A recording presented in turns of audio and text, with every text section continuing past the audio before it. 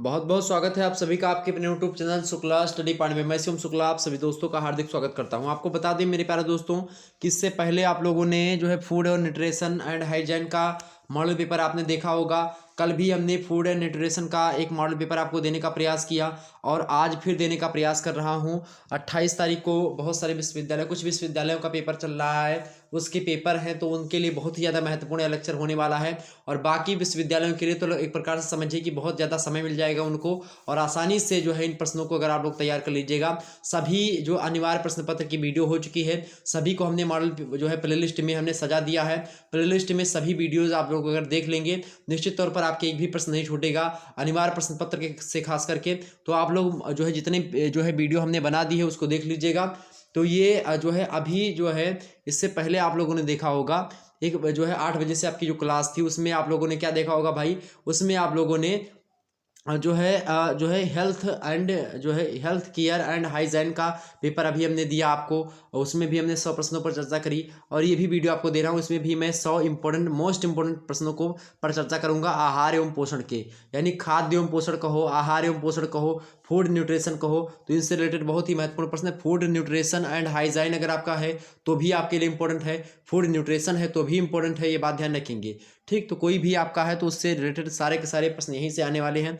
रट लो इन प्रश्नों को, बहुत ही ज़्यादा महत्वपूर्ण है, ऑब्जेक्टिव टाइप के प्रश्न है। आइए देखते हैं भाई, बहुत ही महत्वपूर्ण प्रश्न। इससे पहले के जितने भी जो है हमने प्रश्न बताए हैं उन सभी को भी आप लोग पढ़ लीजिएगा, क्योंकि जो है इसीलिए हमने सोचा कि 2-3-4 मॉडल पेपर दे दूं ताकि आपका जो एक प्रकार से कल्याण हो जाए। सभी लोग फटाफट से वीडियो को लाइक और शेयर करेंगे। बीए बीएससी बीकॉम बीएससी एजी बीएससी होम साइंस सभी लोगों के प्रथम वर्ष के छात्र छात्राओं हेतु यह लेक्चर बहुत ही ज़्यादा महत्वपूर्ण है। फटाफट से एक बार वीडियो को लाइक और शेयर कर दीजिए। जितने भी लोग देख रहे हो फटाफट से वीडियो को लाइक और शेयर करेंगे। और बहुत ही ज़्यादा मेहनत कर रहा हूँ, कड़ी मेहनत आप लोगों के साथ कर रहा हूँ मेरे प्यारे दोस्त।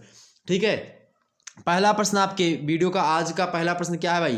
पहला प्रश्न देखेंगे, बड़ा ही इंपॉर्टेंट प्रश्न है कि आहार वह ठोस या तरल पदार्थ होता है जो जीवित रहने, स्वास्थ्य को बनाए रखने, सामाजिक एवं पारिवारिक संबंध की एकता के लिए, संवेगात्मक तृप्ति के लिए, सुरक्षा व प्रेम की भावना को दृढ़ बनाने के लिए आवश्यक होता है।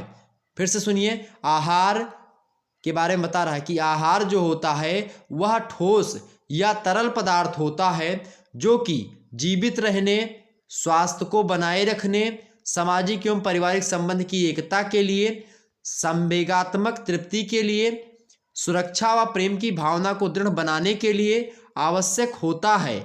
मनुष्य की शारीरिक, मानसिक, संवेगात्मक एवं सामाजिक क्षमता के संतुलन के लिए आहार अत्यावश्यक पदार्थ होता है। उक्त विचार निम्न में से किसका है? यह कथन कहा है किसी व्यक्ति ने, किसका है? ऑप्शन ए है शुभांगिनी जोशी, ऑप्शन बी है उषा टंडन, सी ऑप्शन है सुधा नारायण और डी ऑप्शन है शालिनी राव। किसका कथन है भाई? तो करेक्ट आंसर आपका क्या होगा बताने का प्रयास करें। तो इसका करेक्ट आंसर होगा आपका क्या? सुधा नारायण जी, सुधा नारायण जी का कथन है। ऑप्शन नंबर इसका सी करेक्ट होगा। सुधा नारायण आपको ऑप्शन सी में दिया। ओके, अगला प्रश्न देखिए भाई आप सभी लोग। अगला प्रश्न दूसरा नंबर कि वसा के प्रति ग्राम में प्राप्त ऊर्जा कितनी होती है? वसा के प्रति ग्राम में प्राप्त ऊर्जा की मात्रा कितनी होती है भाई? तो 9.1 किलो कैलोरी ऊर्जा होती है। ऑप्शन डी में दिया है, यही करेक्ट आंसर होगा। अगला प्रश्न देखते हैं भाई, आप सभी लोग एक काम करिएगा कि आज जितने भी वीडियो पड़े हुए प्लेलिस्ट में सबको आप लोग देख करके जाइएगा और आप याद मत करने में फंसिएगा प्रश्नों को। बस वीडियो को 3 से 4 बार देखेंगे, जो भी आपके दिमाग में रुकेगा आप चले जाइएगा आंख मूंद करके। आपको पास होना है, बात आप तय मान लीजिए। अगर आपने वीडियो को देखा, सारी की सारी वीडियो को देख लीजिएगा, चाहे वो आपकी फूड न्यूट्रिशन की हो, चाहे हेल्थ केयर की हो, चाहे हेल्थ केयर हाइजीन की हो, या फिर चाहे फूड न्यूट्रिशन हाइजीन की हो, तो सभी को देख लीजिएगा क्योंकि सभी इंपॉर्टेंट है। अगर आपका कोई भी अनिवार्य प्रश्न पत्र हो तो आप सभी देख लीजिएगा, क्योंकि सभी जो हैं एक दूसरे से रिलेटेड है। हाइजीन हुआ, हाइजीन माने स्वच्छता, और हेल्थ हुआ, केयर हुआ, ये सब एक दूसरे से रिलेटेड प्रश्न, सभी का सभी प्रश्न पूछा आता है। तो कोई आवश्यकता नहीं कि हाँ आपको जो ये बताया जा रहा है यही देखें, वो सभी के सभी वीडियो आपके लिए महत्वपूर्ण है। ओके, तो देख लीजिएगा। इसीलिए मैं ज़्यादा वीडियो में आपको जो है इधर उधर की बातें नहीं बताता हूँ, सीधे सीधे प्रश्नों को पढ़ करके उसके उत्तर को बताने का प्रयास करता हूँ। अगला प्रश्न है कि भोजन वह पदार्थ होता है जो हमारी शरीर को पोषित करता है। प्रत्येक भोज्य पदार्थ में शरीर को पोषित करने की अलग अलग क्षमताएं होती है, क्योंकि भोज्य पदार्थों में पोषक तत्व की मात्रा भिन्न भिन्न होती है। उक्त विचार निम्न में से किसका है भाई? Option A Shalini Rao, B है उषा टंडन, सी है सुधा नारायणन और डी है शुभांगिनी जोशी। करेक्ट आंसर इसका क्या होगा भाई? इसका करेक्ट आंसर होगा उषा टंडन महोदय का कथन। किसका है? उषा टंडन का। ऑप्शन नंबर बी में दी है, बिल्कुल करेक्ट है। अगला प्रश्न देखेंगे, भोजन जीवन के लिए एक आधारीय आवश्यकता है। क्या? भोजन जीवन के लिए एक आधारीय आवश्यकता है। भोजन ही शरीर का पोषण करता है। ये विचार किसका है? भोजन की परिभाषा देते हुए यह विचार किसने दिया है? तो ये विचार किसका भाई? ये विचार है शुभांगिनी जोशी महोदय का। किसका है? शुभांगिनी जोशी महोदय का। अगला प्रश्न देखो भाई, अगला प्रश्न है कि पोषण शरीर में होने वाली विभिन्न क्रियाओं का संगठन होता है जिसके द्वारा सजीव प्राणी ऐसे पदार्थों को ग्रहण तथा उपयोग करता है जो शरीर के विभिन्न कार्यों को संपन्न करते हैं, शारीरिक वृद्धि के लिए आवश्यक होते हैं तथा टूट फूट का क्या करते हैं? निर्माण करते हैं। उक्त विचार किसने दिया है? वही पोषण होते हैं। ये बात किसने कही है? और ये बात कही है मेरे पास दोस्तों किसने? तो इस बात को कहने वाले विद्वान है आपके टी.एफ. टर्नर महोदय। टी.एफ. टर्नर ऑप्शन सी में दिए, यही करेक्ट आंसर होगा। ओके, अगला प्रश्न देखो, अगला प्रश्न है पोषण की को लेकर के है कि पोषण जो होता है मनुष्य एवं उसके बीच का संबंध है एवं इसमें शारीरिक, सामाजिक, मनोवैज्ञानिक तथा जैविकीय पहलू भी सम्मिलित होते हैं। यह कथन किसका है भाई? यह कथन निम्न में से किसका है? तो यह कथन कहने वाले जो विद्वान है उनका नाम है यूडकिन। क्या नाम है? यूडकिन। ऑप्शन नंबर सी में दिए, ये करेक्ट होगा। अगला प्रश्न देखो भाई, अगला प्रश्न देखते हैं। अगला प्रश्न है कि एक व्यक्ति एक दिन में जितना भोजन ग्रहण करता है, भोजन की वह मात्रा उस व्यक्ति का एक दिन का क्या होता है? आहार होता है या भोजन होता है या संतुलित आहार होता है? तो एक व्यक्ति एक दिन में जितना भोजन ग्रहण करता है, भोजन की वह मात्रा या भोजन की वह मात्रा उस व्यक्ति का एक दिन का आहार कहलाता है। ऑप्शन नंबर इसका भी करेक्ट होगा। तो आहार किसे कहते हैं भैया? एक व्यक्ति एक दिन में जितना भोजन ग्रहण करता है वही मात्रा आहार कहलाती है। Okay, option number. जैसे एक दिन में आप अगर 15 रोटी खाते हैं तो आप 15 रोटी का क्या है? आपका एक आहार है कि 15 रोटी, तो 15 रोटी आपका क्या है? वो आहार है। ठीक, ये बात ध्यान रखेंगे। आगे बढ़ा जाए भैया, आगे बढ़ा जाए। चलो आगे बढ़ते हैं और भी प्रश्नों को हम जानने का प्रयास करते हैं। अगला प्रश्न देखो भाई, अगला प्रश्न आपके समक्ष आ चुका है। अगला प्रश्न देखें, सभी लोग फटाफट से देखने का प्रयास करें। अगला प्रश्न है, चलिए अगला प्रश्न देखते हैं, निम्न में से कौन सा आहार नियोजन का उद्देश्य है? क्या प्रश्न क्या है भाई? अगला प्रश्न आपके समक्ष है कि निम्न में से आहार नियोजन का उद्देश्य है। प्रश्न बड़ा ही अच्छा है।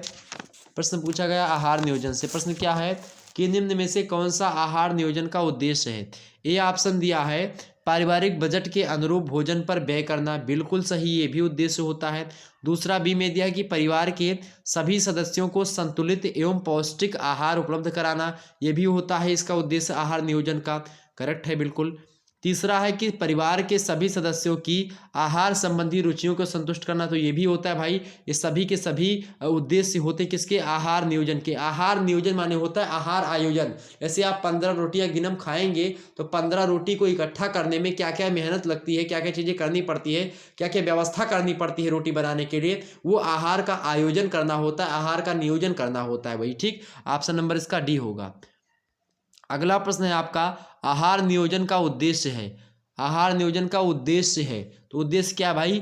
पौष्टिक, रुचिकर तथा विविधतापूर्ण आहार उपलब्ध कराना, ये क्या है? आहार नियोजन का जो है उद्देश्य होता है।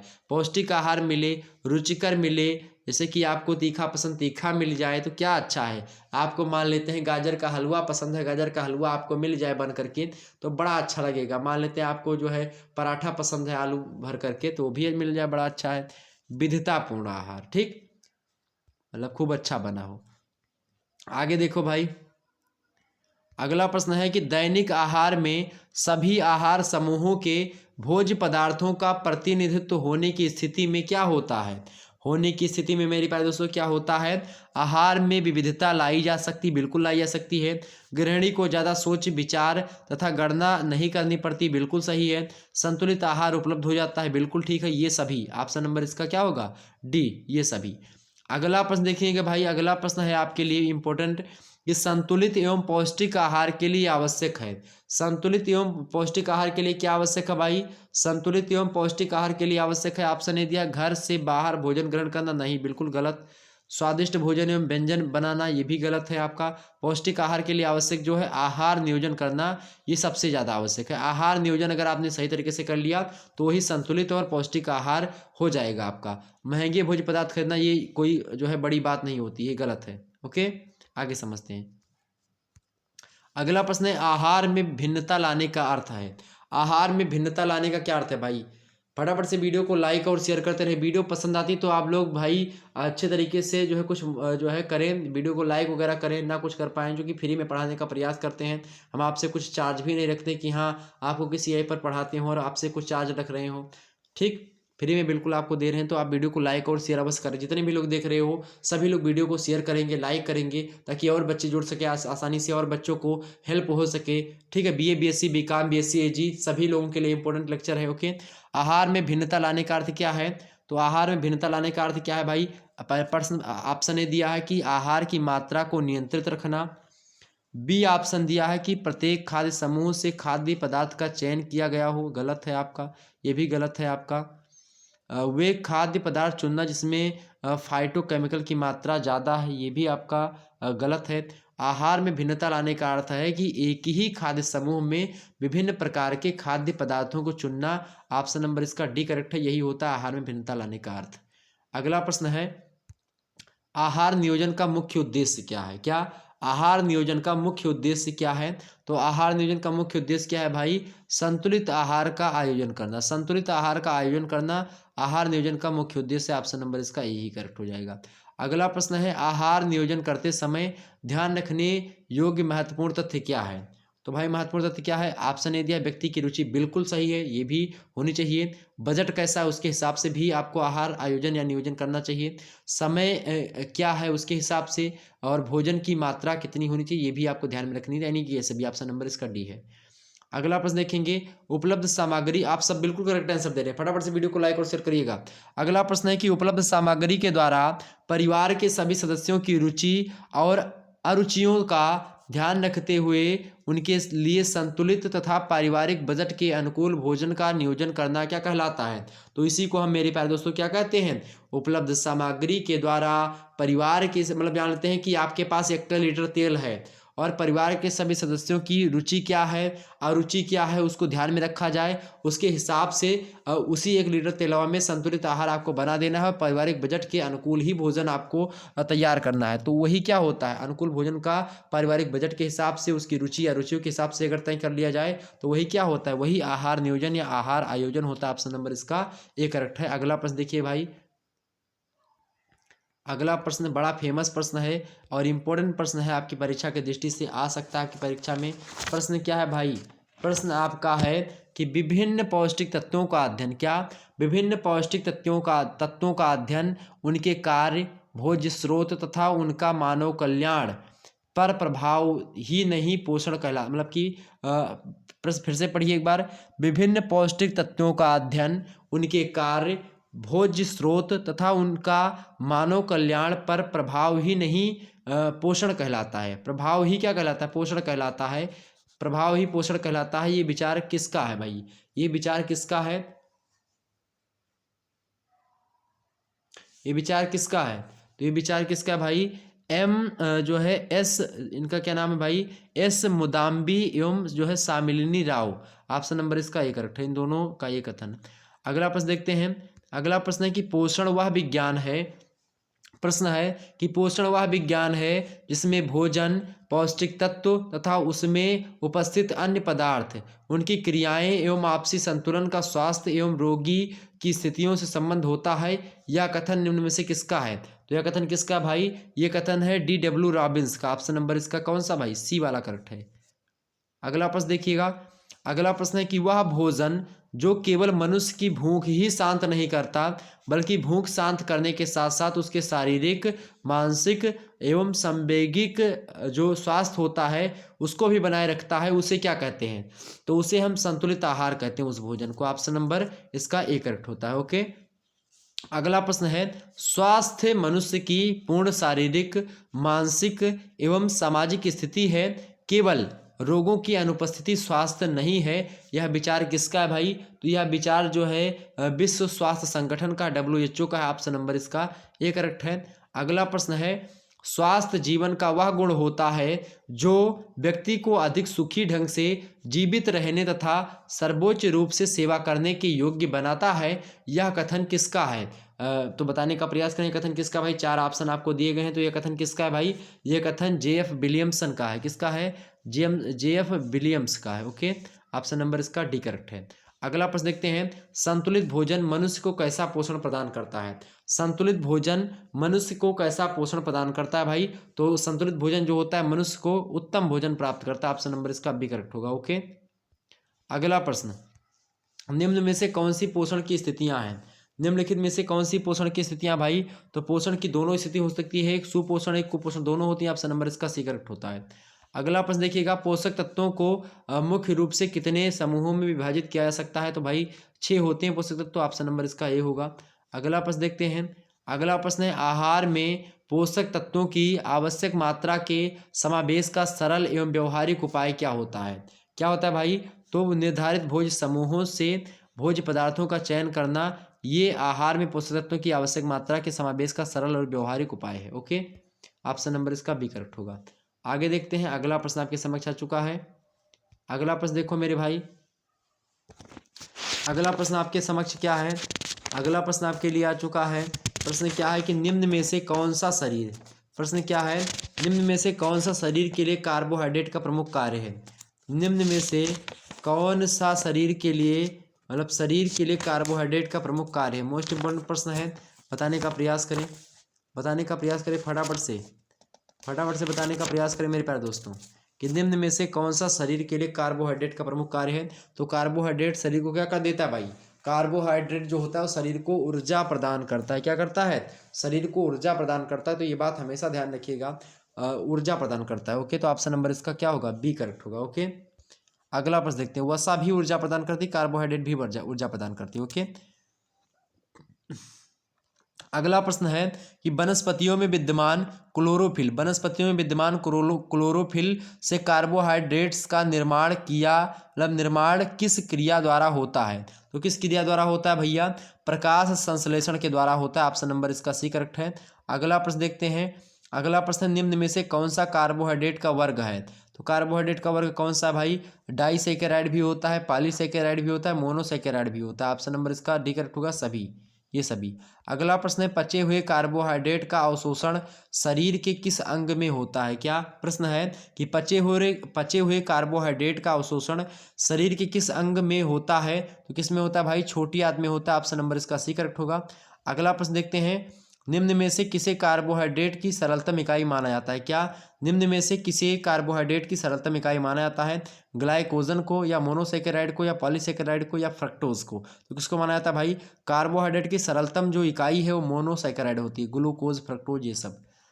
अगला प्रश्न है, निम्न में से कौन सा आहार में, निम्नलिखित में से कौन सा आहार में कार्बोहाइड्रेट की अधिकतम मात्रा का परिणाम है भाई? तो निम्नलिखित में से कौन सा आहार में कार्बोहाइड्रेट की अधिकता का परिणाम है? ऑप्शन ए है मोटापा, बिल्कुल। शरीर का शिथिल हो जाना तथा मांसपेशियों की कार्य क्षमता का घट जाना, ये भी होता है। और अगर कार्बोहाइड्रेट की अधिकता हो जाती है तो ये सब होगा। उच्च रक्तचाप हो जाएगा, आपका ब्लड प्रेशर बढ़ जाएगा, हृदय रोग की आशंका भी बढ़ जाती है। तो ये सभी, ऑप्शन नंबर इसका क्या होगा? डी। ओके, अगला प्रश्न देखते हैं, कार्बोहाइड्रेट के पाचन के बाद अतिरिक्त ग्लूकोज ग्लाइकोजन में निम्न में से किस हार्मोन की उपस्थिति में होता है भाई? तो किस जो है हार्मोन की उपस्थिति में होता है? थायरॉक्सिन में होता है, थायरॉक्सिन हार्मोन की। ऑप्शन नंबर इसका ही करेक्ट होगा। अगला प्रश्न है, वसा किससे बनता है? वसा किससे बनता है भाई? तो वसा कार्बन, हाइड्रोजन और ऑक्सीजन से मिलकर के बना होता है। वसा जो होता है, कार्बन के अणु भी होते हैं, हाइड्रोजन के अणु भी होते हैं, ऑक्सीजन के अणु भी होते हैं, और यही अणु जो होते हैं CH और O, ठीक, यही अणु जो होते हैं C6H12O6, ये ग्लूकोज वगैरह यानी कार्बोहाइड्रेट भी कार्बन, हाइड्रोजन और ऑक्सीजन से बनता है, और वसा भी। इसीलिए दोनों क्या करते हैं? शरीर को ऊर्जा प्रदान करते हैं। वसा शरीर में किस रूप में जमा रहता है? तो वसा जो होता है शरीर में जो है एडिपोस टिश्यू के नीचे फैटी एसिड तथा ग्लिसरीन के रूप में जो है जमा होता है। ऑप्शन नंबर इसका ये करेक्ट है। अगला प्रश्न देखते हैं, 1 ग्राम वसा में कितनी ऊर्जा मिलती है? 1 ग्राम वसा से कितनी ऊर्जा मिलती भाई? तो 1 ग्राम वसा से जो है लगभग 9.1 KCL ऊर्जा मिलती है। ऑप्शन नंबर इसका सी करेक्ट है। अगला प्रश्न है, निम्न में से कौन सा कथन वसा के लिए विषय में सत्य है? निम्नलिखित में से कौन सा वसा के विषय में सत्य कथन है? तो कौन सा है भाई? कौन सा कथन सत्य है? ऑप्शन नंबर इसका ए दिया है कि वसा अनेक प्रकार के कार्बनिक द्रवों में घुलनशील होती है। ये आपका बिल्कुल सही है। वसा पानी में अघुलनशील होती है, ये भी ठीक ठाक बातें हैं। और भी आपको सी ऑप्शन ले लीजिए मुझसे कि आहार में वसा की महत्वपूर्ण भूमिका होती है, बिल्कुल होती है। तो ऑप्शन डी ले लीजिएगा, ये सभी वही करेक्ट होगा। ओके, आगे बढ़ते हैं।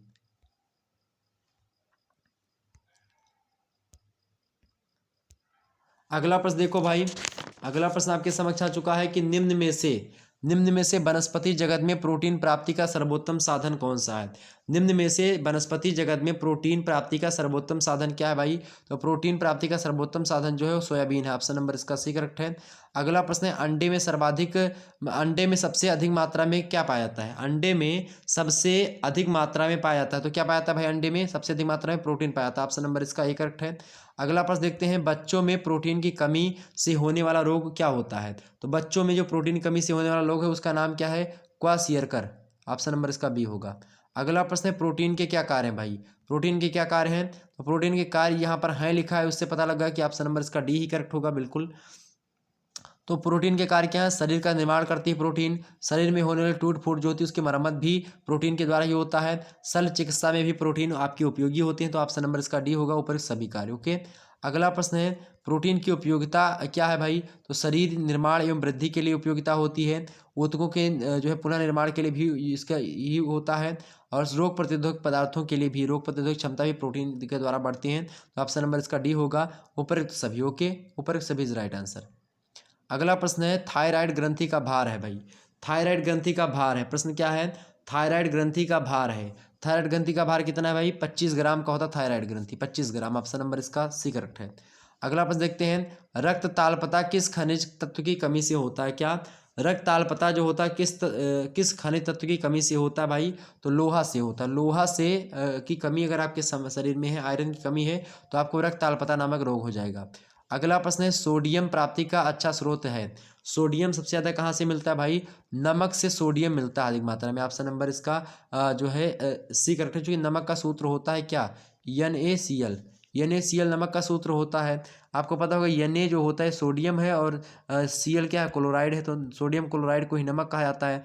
यहाँ पर देखिएगा Na सीधे सीधे यहाँ से निकालें तो क्या हो जाएगा? यही सोडियम होता है, Na। ओके, अगला प्रश्न है, आयरन प्रचुर मात्रा में पाया जाता है। आयरन कहाँ पर पाया जाता है प्रचुर मात्रा में भाई? प्रकृति में जो है आयरन पाया जाता है, प्रकृति में ही आयरन पाया जाता है। ठीक है, बात ध्यान है, पालक वगैरह में आयरन पाया जाता है। अगला प्रश्न है, कैल्शियम का सांद्र स्रोत नहीं है। कैल्शियम का सांद्र स्रोत कौन नहीं भाई? पालक जो है कैल्शियम का सांद्र स्रोत नहीं है, यह आयरन का है। ऑप्शन इसका डी करेक्ट है। अगला प्रश्न है, गर्भावस्था में महिलाओं द्वारा अपने आहार में आयोडीन की पर्याप्त मात्रा न होने से क्या शिशुओं में यह रोग हो जा सकता है? मतलब गर्भावस्था में महिलाओं के द्वारा अपने आहार में आयोडीन की पर्याप्त मात्रा नहीं, मान लेते कोई स्त्री है, उसकी गर्भावस्था मतलब कि गर्भ अवस्था में वो है, और वो अपने आहार में आयोडीन की पर्याप्त मात्रा नहीं ले पा रही किसी कारणों के, बस आयोडीन नहीं मिल पा रहा उसको, तो उसके शिशुओं में कौन सा रोग हो जाता है? मिक्सीडिया हो जाएगा, या जो है क्रेटिनिज्म हो जाएगा, या घेंघा हो जाएगा, या फिर रिकेट्स हो जाएगा? तो क्या होगा भाई? उसको क्रेटिनिज्म हो जाएगा, क्रेटिनिज्म। और जो जिस व्यक्ति मान लेते हैं आप हो, अगर मान लेते हैं कि आपके जो शरीर में आयोडीन की कमी है, तो आपको कौन सा रोग हो जाएगा? आपको घेंघा रोग हो जाएगा। ओके, ये बात ध्यान रखेंगे। अगला देखो भाई, अगला प्रश्न आपके समक्ष है। अगला प्रश्न है, लोहे की कमी से कौन सा रोग होता है? आयरन की कमी से टाइफाइड रोग हो जाता है। ओके, बात ध्यान रखेंगे, लोहे की कमी से कौन सा होता है? टाइफाइड रोग हो जाता है। अगला प्रश्न है कि सोडियम को रक्त में से कौन छानता है तथा पर्याप्त मात्रा में ही सोडियम को शरीर तक भेजता है? तो कौन छानता भाई? अमाशय जो होता है ये छानता है। ऑप्शन नंबर इसका ये करेक्ट है। अगला प्रश्न देखते हैं, निम्न में से क्या गलत है? निम्न में से क्या गलत है भाई? तो आयोडीन सी फूड बिल्कुल सही है, जिंक मिल्क ये भी सही है, फ्लोरीन मछली तथा चाय सही है, कापर फली तथा सब्जी ये गलत है आपका। ऑप्शन नंबर सी यही गलत है, तो यही गलत है। ओके, अगला प्रश्न देखते हैं, बालों तथा चमड़ी के रंग को कौन सा खनिज लवण बनाए रखता है? बालों तथा चमड़ी के रंग को कौन सा खनिज लवण जो होता है बनाए रखता है? तो आयरन जो होता है बनाए रखता है। ऑप्शन नंबर इसका भी करेक्ट है। अगला प्रश्न है, कौन सा खनिज लवण रक्त के थक्का जमाने में अहम भूमिका अदा करता है? तो कौन सा खनिज लवण जो है रक्त का थक्का जमाता है भाई? तो आयोडीन। ऑप्शन नंबर इसका क्या है? डी। अगला प्रश्न है, कौन सा खनिज लवण शरीर के जो है आइसलेट ऑफ रैंगरहैंस से स्रावित होने वाली इंसुलिन की क्रिया को बढ़ाता है तथा उसके स्तर को बनाए रखता है? तो कौन सा भाई, कौन सा तत्व है वो, कौन सा खनिज लवण है वो? तो वो आयोडीन है। ऑप्शन नंबर इसका सी करेक्ट है। अगला प्रश्न देखते हैं, हीम आयरन किस प्रकार के भोज्य पदार्थ में पाया जाता है? हीम आयरन जो होता है वो जंतुजन्य पदार्थों में पाया जाता है। ऑप्शन नंबर इसका बी है करेक्ट है। ओके, आगे देखते हैं। अगला प्रश्न है, नॉन हीम आयरन कैसे भोज्य पदार्थों में पाया जाता है? क्या प्रश्न है? नॉन हीम आयरन, क्या प्रश्न है? बहुत ही अच्छा प्रश्न है। नॉन हीम आयरन कैसे भोज्य पदार्थों में पाया जाता है भाई? नॉन हीम आयरन जो होता है वो पानी में पाया जाता है। ऑप्शन नंबर इसका बी करेक्ट है। अगला प्रश्न देखिएगा, अगला प्रश्न, दांतों को सड़ने या नष्ट होने से निम्न में से कौन सा खनिज लवण बचाता है? दांतों को सड़ने या नष्ट होने से जो बचाता है खनिज लवण, वो कौन सा है भाई? वो फ्लोरीन होता है। ऑप्शन नंबर इसका सी करेक्ट है। ओके, अगला प्रश्न देखिएगा, अगला प्रश्न है, ट्रेस ट्रेस के अंतर्गत कौन सा खनिज लवण मनुष्य के शरीर में सबसे अधिक पाया जाता है? तो ट्रेस के अंतर्गत कौन सा खनिज लवण मनुष्य के शरीर में सबसे अधिक मात्रा में पाया जाता है भाई? तो वो है आपका कॉपर। ऑप्शन नंबर इसका सी करेक्ट है। अगला प्रश्न देखिएगा, अगला प्रश्न है कि शरीर के लिए सोडियम खनिज के कार्य हैं। शरीर के लिए सोडियम खनिज के कार्य क्या है भाई? सोडियम खनिज के कार्य क्या है? पहला कार्य है कि यह शरीर के ऊतक द्रव्यों के रसाकर्षण दबाव को नियंत्रित करता है, बिल्कुल करता है। और दूसरी बात है कि यह शरीर में अम्लीय स्थिति में संतुलन बनाए रखता है, बिल्कुल बनाए रखता है। मांसपेशियों के संकुचन को बनाए रखता है, ये भी बनाए रखता है। ऑप्शन नंबर इसका डी होगा, ये सभी कार्य होते हैं। आगे बढ़ते हैं, अगला प्रश्न आपके समक्ष आ चुका है। अगला प्रश्न देखने का प्रयास करेंगे आप सभी लोग। मोस्ट इंपॉर्टेंट प्रश्न है भाई, मोस्ट इंपॉर्टेंट प्रश्न आपके समक्ष आ चुका है। फटाफट से देखने का प्रयास करेंगे। वीडियो को लाइक और शेयर कर दीजिएगा। जितने भी लोग देख रहे हो, फटाफट से वीडियो को लाइक और शेयर कर दीजिएगा।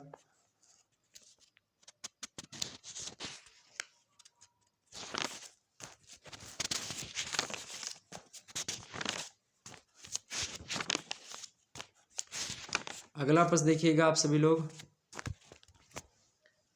अगला प्रश्न आपके समक्ष है कि स्वास्थ्य संपूर्ण तंदुरुस्ती की अवस्था है, ना कि केवल बीमारी या कमजोरी की अनुपस्थिति। यह वक्तव्य किसका है? मोस्ट इंपोर्टेंट प्रश्न है। स्वास्थ्य संपूर्ण तंदुरुस्ती की अवस्था है, ना कि केवल बीमारी या कमजोरी की अनुपस्थिति। यह वक्तव्य किसका है? तो यह वक्तव्य है मेरे प्यारे दोस्तों WHO का। किसका है? WHO का, ठीक है, वर्ल्ड हेल्थ ऑर्गेनाइजेशन का। अगला प्रश्न है, स्कूल स्तर के छोटे बच्चों को भोजन में किसकी गहन आवश्यकता होती है? स्कूल स्तर के छोटे बच्चों को भोजन में जो गहन आवश्यकता होती है वो प्रोटीन की होती है। ऑप्शन नंबर इसका ए करेक्ट है। अगला प्रश्न देखिएगा, नाइट्रोजन उपस्थित होता है वसा में, सुक्रोज में, प्रोटीन में या विटामिन में? तो नाइट्रोजन जो होता है वो प्रोटीन्स में उपस्थित होता है। ऑप्शन नंबर इसका भी करेक्ट होगा। अगला प्रश्न है, कौन सा विटामिन हमारे शरीर के लिए एकत्रित नहीं होता? कौन सा विटामिन हमारे शरीर की में एकत्रित नहीं होता है भाई? तो विटामिन जो है आपका जो सी होता है वो हमारे शरीर में एकत्रित नहीं होता। ऑप्शन नंबर इसका जो है ए करेक्ट है। ओके, अगला प्रश्न है, तंत्रिका सूत्रों में विभिन्न संवेदनाओं के आने ले जाने का महत्वपूर्ण कार्य कौन करता है? तो तंत्रिका सूत्रों में विभिन्न संवेदनाओं को लाने जाने का कार्य कौन करता है? पोटेशियम करता है। ऑप्शन नंबर इसका ए करेक्ट है। अगला प्रश्न देखते हैं, एल्फाटो, क्या एल्फाटो का अल्फा टोकोफेराल विटामिन किसे कहते हैं? तो अल्फा टोकोफेराल विटामिन का जो है वो विटामिन ई को कहा जाता है। ऑप्शन नंबर इसका सी करेक्ट है। अगला प्रश्न देखते हैं, राइबोफ्लेविन किस में पाया जाता है? राइबोफ्लेविन जो है आपके जो है गाय के दूध में भी मिलता है, अंडे में भी मिलता है, मांस में भी मिलता है। ऑप्शन नंबर इसका डी है, ऊपर सभी मिलता है। ओके, यही सही है, सभी में मिलता है। एंटी रिकेटिक विटामिन किसे कहते हैं? एंटी रिकेटिक विटामिन किसे कहते हैं भाई? विटामिन डी को एंटी रिकेटिक विटामिन कहते हैं। ऑप्शन नंबर इसका डी करेक्ट है।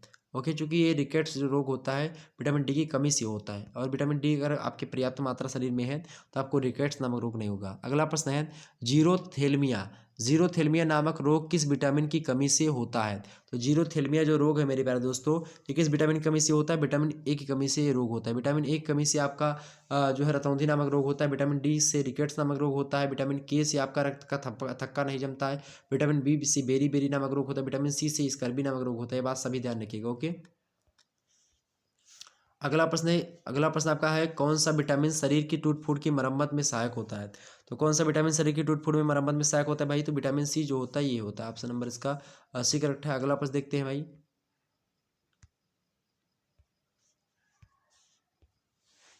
अगला प्रश्न आपके लिए बड़ा ही महत्वपूर्ण प्रश्न है कि जल जल शरीर के तापक्रम को क्या करता है भाई? नियंत्रित करता है, गर्म कर देता है, बढ़ा देता है, क्या करता है?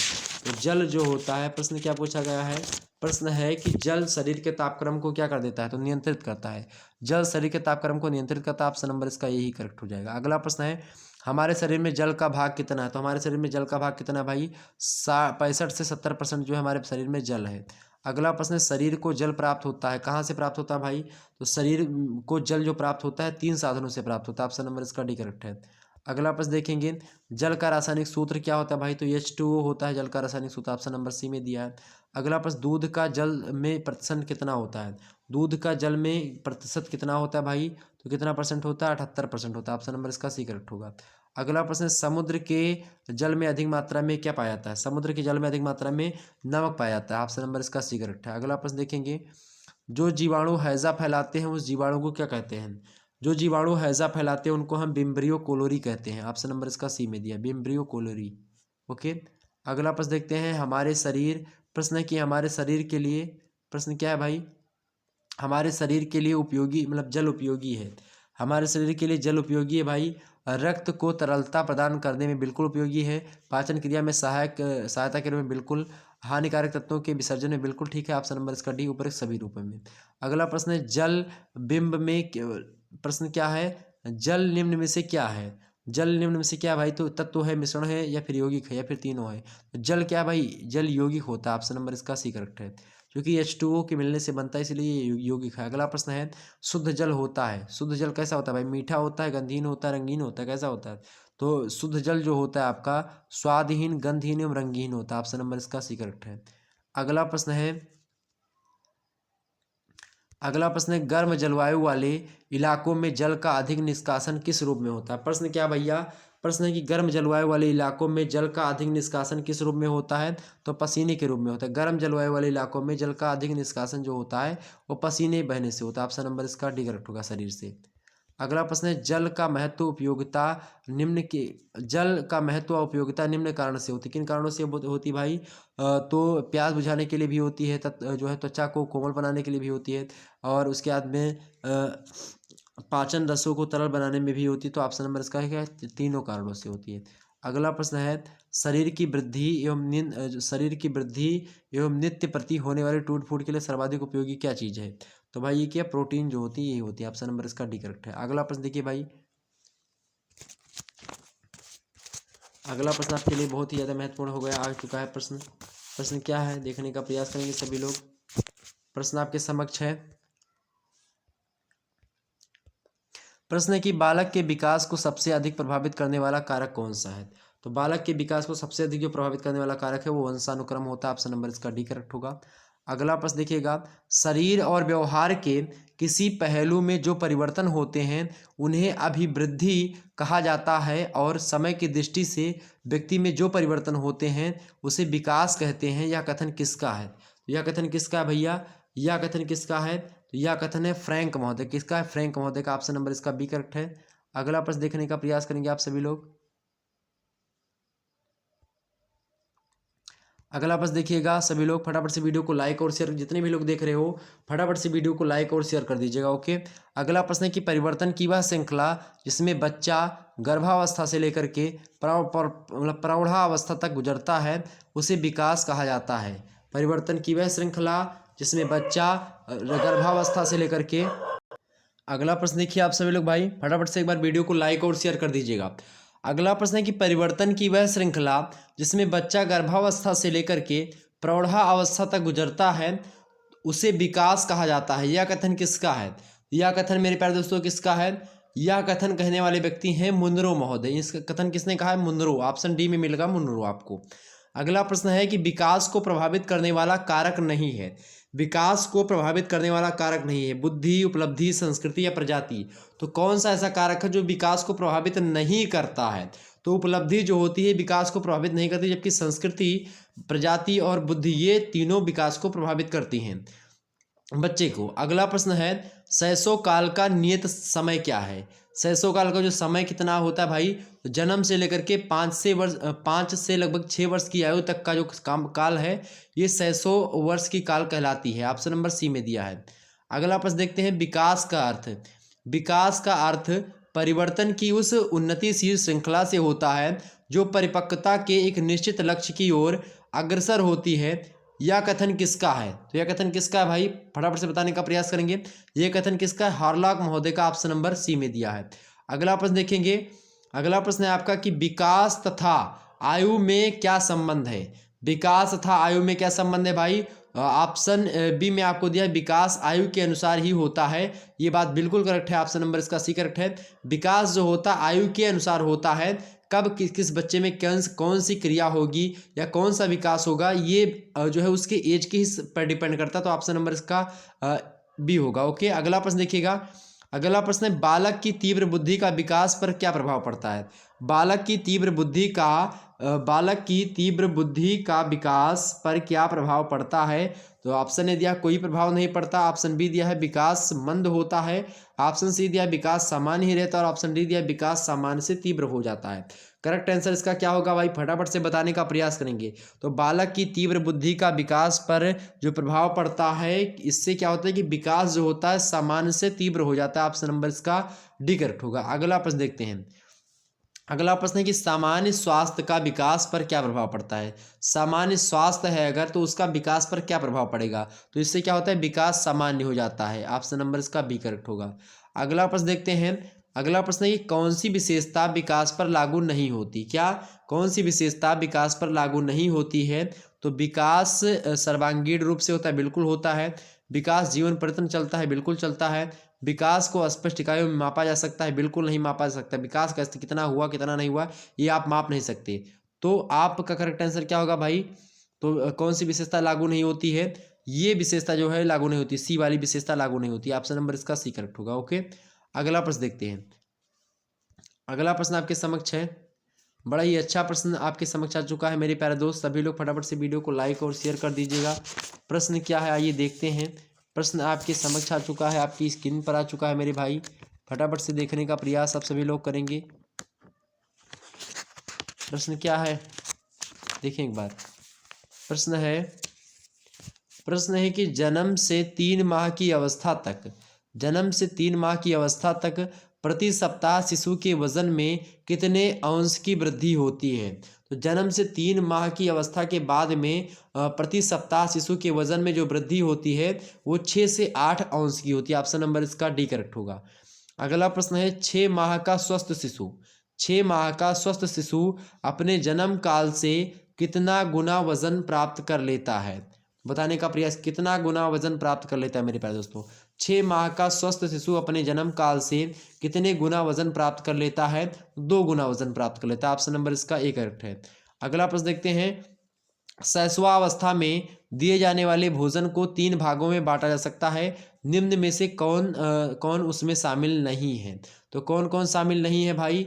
तो प्रश्न क्या कह रहा है कि शैशवावस्था में दिए जाने वाले भोजन को हम 3 भागों में बांट सकते हैं। निम्न में से उनमें से कौन जो है उसमें शामिल नहीं है? तो 3 तो शामिल है, एक शामिल नहीं है। तरल भोज्य पदार्थ शामिल है आपका। अर्ध तरल पदार्थ भी खिला सकते हैं आप शैशवावस्था में। ठोस आहार जो है वो भी करवा सकते हैं लगभग। दूषित भोज्य पदार्थ नहीं दे सकते। तो ऑप्शन नंबर सही डी होगा आपका। ठीक है, यही गलत होगा, मतलब यही सही है इस क्वेश्चन का सही, बाकी तो गलत ही है। आगे देखते हैं। अगला प्रश्न है कि शिशु को जन्म के कितने घंटे बाद माता का दूध मिलता है? शिशु को जन्म के कितने घंटे के बाद में माता का दूध उसको पीने को मिलता है? तो 8 से 10 घंटे के बाद में ही शिशु को जन्म के बाद में माता का दूध पीने को मिलता है। ऑप्शन नंबर ए में दिया है। अगला प्रश्न देखते हैं। माँ के दूध में कोलोस्ट्रम का प्रवाह शुरू के कितने दिनों तक रहता है? माँ के दूध में कोलोस्ट्रम का प्रवाह शुरू के कितने दिनों तक रहता है भाई? तो बताने का प्रयास करेंगे फटाफट से। तो 5 से 6 दिनों की शुरुआत तक रहता है। ऑप्शन नंबर इसका डी करेक्ट है। अगला प्रश्न देखते हैं। माता के प्रारंभिक दूध को क्या कहते हैं? तो माता के प्रारंभिक दूध को क्या कहते हैं भाई? कोलोस्ट्रम कहते हैं। माता के प्रारंभिक दूध को कोलोस्ट्रम के नाम से जाना जाता है। ओके, कोलोस्ट्रम जो होता है आपका शुरुआत के 5-6 दिनों का जो माता का दूध होता है उसी को कोलोस्ट्रम कहते हैं। अगला प्रश्न है। नवजात शिशु प्रारंभ में कितने समय तक स्तनपान करता है? नवजात शिशु जो होता है प्रारंभ में कितने समय तक स्तनपान करता है? तो जो है शुरुआत में जो होता है कितने समय तक स्तनपान नवजात शिशु? तो 5 मिनट तक जो होता है वो स्तनपान करता है। 5 मिनट तक माता का दूध पीता है। ऑप्शन नंबर इसका सी करेक्ट है। अगला प्रश्न देखिएगा भाई, स्वस्थ शिशु लगातार कितने मिनट में भरपेट दूध पी लेता है? स्वस्थ शिशु जो होता है, एक अच्छा शिशु जिसको माना जाता है, तो वो कितने मिनट में भरपूर पेट जो है अपना दूध पी लेता है? तो 7 से 10 मिनट अगर वो माता का दूध पिएगा तो अपना भरपेट जो है दूध पी लेगा। ऑप्शन नंबर इसका सी करेक्ट है। अगला प्रश्न देखते हैं, फटाफट से एक बार वीडियो को लाइक कर, जानकारी अगर अच्छी लग रही है मेरे भाई तो फटाफट से वीडियो को लाइक और शेयर कर दीजिए। जितने भी लोग देख रहे हैं जो नए जुड़ रहे हैं, पुराने हमारे छात्र छात्र इतना ज़्यादा होशियार हैं कि वो लाइक वगैरह कर देते हैं, मुझे कहना नहीं पड़ता है। इसके लिए आप सभी का बहुत बहुत धन्यवाद, तहे दिल से धन्यवाद। आपका बहुत बहुत स्वागत है हमेशा हमारे अपने यूट्यूब चैनल शुक्ला डिपार्टमेंट में। अगला प्रश्न आप देखिएगा, बड़ा ही अच्छा प्रश्न है कि लगभग किस आयु तक बच्चे को दूध पिलाना बंद कर देना चाहिए? लगभग किस आयु तक के बच्चों को दूध पिलाना बंद कर देना चाहिए भाई?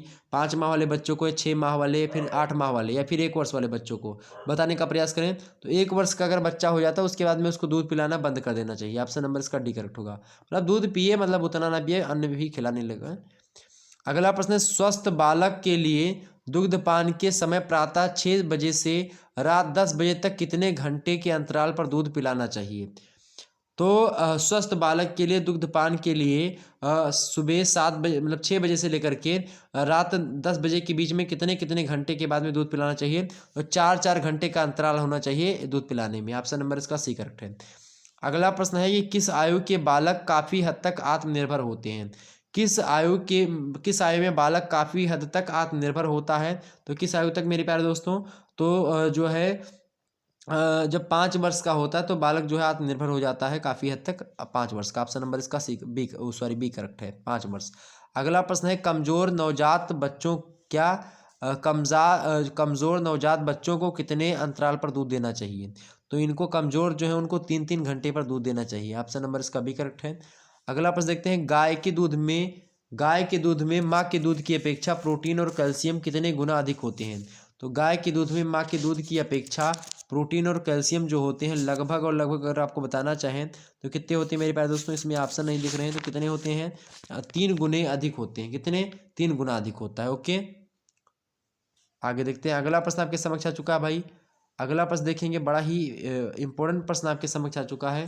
प्रश्न क्या है कि पूरक आहार किस आयु के बाद शिशु को अनिवार्य रूप से प्रदान करना चाहिए? पूरक आहार किस आयु के बाद शिशु को अनिवार्य रूप से प्रदान करना चाहिए भाई? तो 6 माह के बाद। कितने बाद के बाद? 6 माह के बाद। ओके, आगे देखते हैं। अगला प्रश्न है आपके समक्ष, गर्भवती स्त्री के लिए वसा की आवश्यकता होती है। गर्भवती स्त्री के लिए वसा की आवश्यकता कितनी होती भाई? 30 ग्राम। ऑप्शन नंबर इसका क्या होगा? A option. अगला प्रश्न देखिएगा। अगला प्रश्न है कि 6 माह के शिशु की सामान्य लंबाई होनी चाहिए। 6 माह के शिशु की सामान्य लंबाई कितनी होनी चाहिए? तो जो है 26 इंच के आसपास होनी चाहिए। ऑप्शन नंबर इसका सी करेक्ट है। अगला प्रश्न देखिएगा। अगला प्रश्न है कि जन्म के समय शिशु की सामान्य लंबाई होनी चाहिए। जन्म के समय शिशु की सामान्य लंबाई कितनी होनी चाहिए? 20 से 22 इंच होनी चाहिए। ऑप्शन नंबर ए में दिया है। अगला प्रश्न देखेंगे, 6 माह के शिशु का वजन अपने जन्म के वजन से लगभग होना चाहिए। 6 महीने के शिशु का वजन अपने जन्म के वजन से लगभग कितना होना चाहिए भाई? 3 गुना, या 2 गुना, या 1.5 गुना, या आधे गुना? कितने होना चाहिए भाई? बताने का प्रयास करेंगे। 2 गुना होना चाहिए। 6 महीने में बच्चा, ऐसे मान लेते हैं कि 2 किलो का बच्चा पैदा हुआ है, तो जो है 6 महीने के बाद में अगर वो जो है 3 किलो का मतलब 4 किलो का हो जाता तो ठीक है। ऑप्शन नंबर इसका बी करेक्ट है, 2 गुना। अगला प्रश्न आपके समक्ष है, 1000 दिन का पोषण की आवश्यकता होती है। 1000 दिन का पोषण की आवश्यकता क्या होती है भाई? 1000 दिन का पोषण की आवश्यकता क्या होती है? बच्चों में कुपोषण की रोकथाम के लिए 1000 दिन का पोषण व्यवस्था की गई, बिल्कुल सही है। उचित पोषण प्रदान करने के लिए, ठीक है ये भी। शिशु मृत्यु दर में कमी लाने के लिए, तो ये सभी ठीक। 1000 दिन का पोषण व्यवस्था जो चालू की गई है इन सभी उद्देश्य से। ऑप्शन नंबर इसका डी करेक्ट है। अगला प्रश्न है, निम्न में से कौन सी समस्या पर्याप्त भोजन न मिल पाने की स्थिति में होती है? निम्न में से कौन सी समस्या पर्याप्त पोषण न मिल पाने की स्थिति में होती है? तो कौन सी स्थिति होती भाई? खराब स्वास्थ्य हो जाता है, बिल्कुल होता है। बीमारियों का आसानी से शिकार हो जाते हैं व्यक्ति, ये भी होता है। मानसिक विकास में बाधा भी होती है, ये भी होता है। तो ऑप्शन नंबर इसका डी है, ये सभी होते हैं। ओके, अगला प्रश्न देखिएगा। अगला प्रश्न है कि निम्न में से कौन सा बच्चों की वृद्धि को प्रभावित करने वाला कारक है? निम्न में से कौन सा बच्चों की वृद्धि को प्रभावित करने वाला कारक है? बच्चों की वृद्धि को प्रभावित करने वाला कारक कौन सा भाई? वंशानुक्रमण बिल्कुल है, वातावरण भी होता है, पोषण भी होता है। ऑप्शन नंबर इसका डी, ये सभी। अगला प्रश्न है, निम्न में से कौन सा कारण बच्चे के विकास को प्रभावित करता है? निम्न में से कौन सा कारण बच्चे के विकास को प्रभावित करता है? आर्थिक स्थिति, या फिर पोषण, या फिर हार्मोन, या फिर ये सभी? तो भाई करेक्ट आंसर इसका क्या होगा? तो जो है आर्थिक स्थिति, पोषण, हार्मोन, ये सभी ऐसे कारण हैं जो कि बच्चे के विकास को प्रभावित करते हैं। ऑप्शन नंबर इसका डी करेक्ट होगा। अगला प्रश्न है, विकास के प्रतिमानों की क्या रहती है? विकास में प्रतिमानों की क्या रहती है? निश्चितता रहती है, स्थिरता रहती है, स्वाभाविकता रहती है, वास्तविकता रहती है? तो क्या रहती है भाई? विकास में प्रतिमानों की स्थिरता रहती है। ऑप्शन नंबर इसका बी करेक्ट है। अगला प्रश्न देखते हैं। अगला प्रश्न है, निम्न में से प्रश्न क्या है भाई? प्रश्न है आपका कि निम्न में से कौन सा कथन गर्भावस्था में पोषण के संदर्भ में सत्य नहीं है? तो कौन सा कथन सत्य नहीं है? ऑप्शन ए दिया है, महिला की कुपोषण का प्रभाव गर्भस्थ शिशु पर नहीं पड़ता। यही गलत है, पड़ता है भाई। महिला के कुपोषण का शिकार जो होता है, गर्भ में जो बालक पल रहा होता है उस पर भी पड़ता है। तो ऑप्शन नंबर इसका ए ही गलत हो जाएगा। ठीक, आगे देखते हैं। एक स्वस्थ महिला ही स्वस्थ शिशु को जन्म देती है, बिल्कुल सही है। ठीक, आगे देखते हैं। अगला आपके समक्ष प्रश्न आ चुका है भाई, देखें सभी लोग फटाफट से वीडियो को लाइक कर दीजिएगा। बहुत ही इंपॉर्टेंट प्रश्न है। आज की वीडियो में लगभग मैं 120 से अधिक प्रश्नों को करवाऊंगा। 100 तो प्रश्न आपके हो ही गए, 100 प्रश्न आपके कंप्लीट हो चुके हैं। अब मैं आपको और आगे बताने का प्रयास करता हूँ ताकि आपसे एक भी प्रश्न ना छूटे। और आपने जो अभी 8 बजे वाली क्लास देखी, ये भी इंपॉर्टेंट थी आपके लिए। 8 बजे वाली क्लास अगर आप लोग नहीं देखी है तो देख लीजिएगा। तो वीडियो अवेलेबल हो चुकी पहले से, उसको देख लीजिए, वो भी मोस्ट इंपॉर्टेंट आपके लिए है, आपकी परीक्षा की दृष्टि से भी है। ओके, चलिए आगे देखते हैं भाई। अगला प्रश्न है, प्रश्न क्या है? प्रश्न है कि जन्म के समय, प्रश्न क्या है भाई देखने का प्रयास करेंगे सभी लोग। जन्म के समय परिपक्व शिशु का औसत भार होता है, कितना होता है भाई? परिपक्व शिशु का औसत भार 3 से 3.5 किलोग्राम। ऑप्शन नंबर इसका सी करेक्ट है। अगला प्रश्न देखते हैं, बच्चों में अस्थायी दांतों की संख्या कितनी होती है? अस्थायी माने जो गिर जाते हैं, तो 20 होती है। सो दूध के दांत जिसको कहते हैं। ऑप्शन नंबर इसका सी करेक्ट है। अगला प्रश्न है, भारत में प्रतिवर्ष कितने बच्चे जन्म लेते हैं? तो भारत में प्रतिवर्ष लगभग 2.5 करोड़ बच्चे जन्म लेते हैं। ऑप्शन नंबर इसका सी करेक्ट है। अगला प्रश्न है, निम्न में किन राज्यों में सबसे ज़्यादा बाल मृत्यु होती है? निम्नलिखित में से किन राज्यों में सबसे ज़्यादा बाल मृत्यु होती है भाई? तो राजस्थान, बिहार, उत्तर प्रदेश, इन सभी में जो है मृत्यु दर जो है ज़्यादा होती है। ऑप्शन नंबर इसका डी है, सभी। अगला प्रश्न है, गर्भावस्था में किसका टीका लगाया जाता है? तो गर्भावस्था में किसका टीका लगाया जाता है भाई? टिटनेस का टीका, सॉरी, गर्भावस्था में किसका टीका लगाया जाता है? तो टिटनेस का टीका लगाया जाता है। ऑप्शन नंबर इसका सी करेक्ट है। अगला प्रश्न देखिएगा, अगला प्रश्न आप देखिएगा, भारत में कितने प्रतिशत शिशुओं की मौत निमोनिया से होती है? भारत में कितने प्रतिशत शिशुओं की मौत निमोनिया बीमारी से होती है? कितने परसेंट की? तो 46.2% शिशुओं की मृत्यु निमोनिया से हो जाती है। ऑप्शन नंबर इसका ही करेक्ट है। अगला प्रश्न देखते हैं, भारत के किस राज्य में सबसे कम बाल मृत्यु दर है? भारत के किस राज्य में सबसे कम मृत्यु दर है? तो केरल में सबसे कम है। ऑप्शन नंबर इसका बी करेक्ट है। अगला प्रश्न देखते हैं, बाल मृत्यु का क्या कारण है भाई? बाल मृत्यु का क्या कारण है? बाल मृत्यु का कारण क्या होता है भाई? बाल मृत्यु का कारण तब जो है ज़्यादा था जब बाल विवाह होता था। जब पहले छोटी उम्र में अगर विवाह हो जाता था बच्चों जो है लड़कों का, लड़कियों का, तो उससे क्या हो जाता है भाई? बाल मृत्यु का कारण यही है सबसे ज़्यादा, बाल विवाह। ओके, बात ध्यान रखेंगे। आगे समझते हैं। अगला प्रश्न है, बाल मृत्यु दर भारत के किस राज्य में सबसे ज़्यादा है? तो बाल मृत्यु दर जो है भारत में जो है उड़ीसा में सबसे ज़्यादा है। ऑप्शन नंबर इसका सी करेक्ट है। ओके, क्योंकि जनजातीय इलाका है तो वहाँ पर बाल मृत्यु जो है मृत्यु हो जाती है ज़्यादा। अगला प्रश्न है, किस आयु में शिशु पलटना शुरू कर देता है? मतलब कि जो है करवट बदलना शुरू कर देता है। तो किस आयु में शिशु पलटना शुरू कर देता है भाई? तो 4 से 5 महीने में पलटना शुरू कर देता है। ऑप्शन नंबर इसका सी करेक्ट है। अगला प्रश्न देखते हैं, बालक के सारे दूध के दांत किस आयु में आ जाते हैं? बालक के सारे दूध के दांत किस आयु में आ जाते हैं भाई? तो किस आयु में आ जाते हैं? तो 20 से 24 महीने के अंदर जो है बालक के दूध के दांत जो होते हैं वो आ जाते हैं सारे के सारे। ऑप्शन नंबर इसका ए करेक्ट है। ओके, तो ये थे मोस्ट इंपॉर्टेंट, लगभग जो है 100 से अधिक 120 उस पर हमने करवा दिया आपको। ठीक, 120 या 110 क्या 120 के आसपास होंगे, क्योंकि 100 पहले ही हो चुका था। यहाँ पर गिनती तो हम गिन नहीं पा रहे थे। अगर आप लोगों ने गिना हो तो बिल्कुल आपका करेक्ट होगा।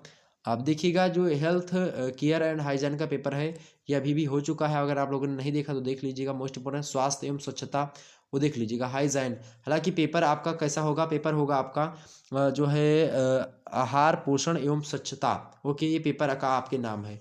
मतलब कि फूड न्यूट्रिशन एंड हाइजीन, ये पेपर का नाम है, यही पेपर होगा। तो आप लोग ये भी देख लीजिएगा इन प्रश्नों को, ताकि बहुत ही ज़्यादा महत्वपूर्ण होंगे ये भी। ओके, और भी ज़्यादा सारे के सारे वीडियो जो है आपके प्ले लिस्ट में मिल जाएंगे। आप सभी जो है वीडियोज़ को एक तरफ से देख लीजिएगा और आप पेपर देने जाइएगा। निश्चित तौर पर आपको सफलता मिलेगी, बहुत अच्छे तरीके से सफलता मिलेगी। ओके, आप सभी वीडियो को देख लीजिएगा आज रात में। ओके, फिर मिलते हैं नेक्स्ट वीडियो में, तब तक के लिए जय हिंद जय भारत। आप सभी का बहुत बहुत धन्यवाद हमारे साथ जुड़ने के लिए। इसी प्रकार से अपना प्यार दुलार लगातार बनाए रखिएगा और आपसे ही आशा कि वीडियो को लाइक वगैरह शेयर कर दीजिएगा, सभी लोग कर दीजिएगा, ताकि जो है आपको कोई दिक्कत ना हो और मुझे भी पढ़ाने में कोई दिक्कत ना हो। ओके, धन्यवाद आप सभी का। ओके, बहुत बहुत धन्यवाद मेरे प्यारे दोस्तों। मिलते हैं फिर हम नेक्स्ट वीडियो में, तब तक के लिए जय हिंद जय भारत।